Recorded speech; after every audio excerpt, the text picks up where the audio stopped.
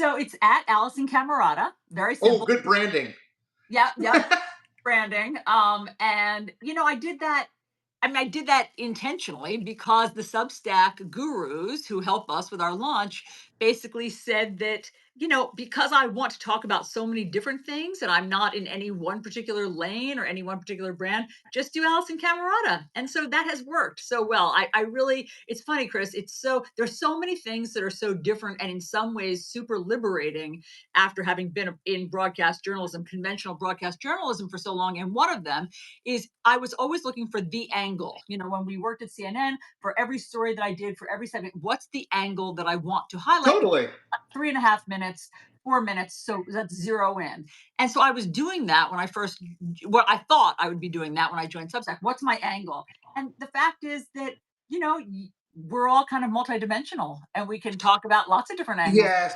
And that's one of the things that people, and we'll talk about this, but people always say to me, like, man, you must feel so liberated now. And I'm like, to be honest, like, I know that people want that narrative of like, uh, some media overlord would like come to me and be like, Chris, you can't write this and you have to write this.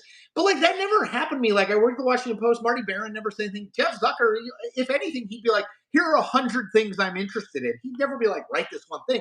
But I will say the part that I do feel like a liberation in is like, if I want to write about my late father-in-law, I write about that. If I want to write about youth sports, I write about that. And then of course, yes, I also write a lot about politics because but like it wasn't as though CNN or the Washington Post was like, don't write about these things. There was just like no lane to do it, right? It was like I was busy doing this other thing. So I love the idea. None of us are two dimensional, right? No one you meet in life is ever only interested in one thing. Because I remember I'd be like on Twitter or something, and I'd like say like something about sports, and people would be like, "Stay in your lane," and I'm like, "What? What? I don't understand." Like I'm just like a human consuming things, and I'm a dad and a parent and a husband, and so like I'm really glad that more of us are trying to do this. I will tell you, I was stunned at the positive reaction I got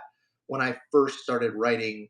When I was thinking of it today because of the CNN layoffs, but when I first started writing more personal stuff about being laid off and like how hard that was, the reaction was like really nice, like really affirming. I don't know if you've only been on for 2 weeks, so I don't know if you felt that yet, but like it really is. Politics can drain your faith in humanity covering it, especially these days. And it was really nice to be like, oh, okay, there are like nice people who are kind of rooting for me. Oh, I'm so glad you had that experience. I've had that experience for years. I think that even in the possibly toxic stew of social media, people have been wildly kind to me, really throughout. I've had a good experience on social media, not Twitter because I don't really do stuff on Twitter. I never really understood it, but on Facebook, on Instagram, people have been incredibly kind, and inside this whole Substack thing, people are incredibly kind. It's been very heartening, but I also will say that a couple things. One thing that is very different from me, I don't know if you feel differently about this, but in broadcast journalism, and I've worked at Fox, I've worked at CNN, I've worked at ABC, I never felt as though I should be giving my opinion because one of the rules, the Yep. iron rules of Yep. journalism is that you should not, as the journalist, offer your opinion. You need to be open, you need to be curious, but you need to stay out of the story.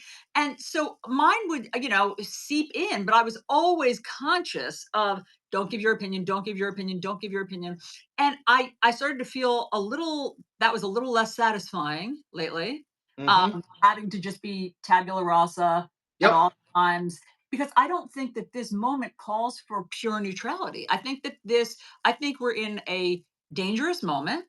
And I think that I'm so happy that here on Substack, I'm able to say, Donald Trump is a would-be autocrat. Donald Trump is a would-be dictator. These are his words, not mine. That's what he said. He doesn't want to serve for 4 years. He plans to stay longer. These are his words, not mine. And so I'm happy that I can just call a spade a spade. And again, like you, there was never any corporate overlord telling me not to do that. That's just one of the tenets of Totally. Yes. so I'm happy now that I can just go right there to the heart of the matter and call it. Yeah. I think like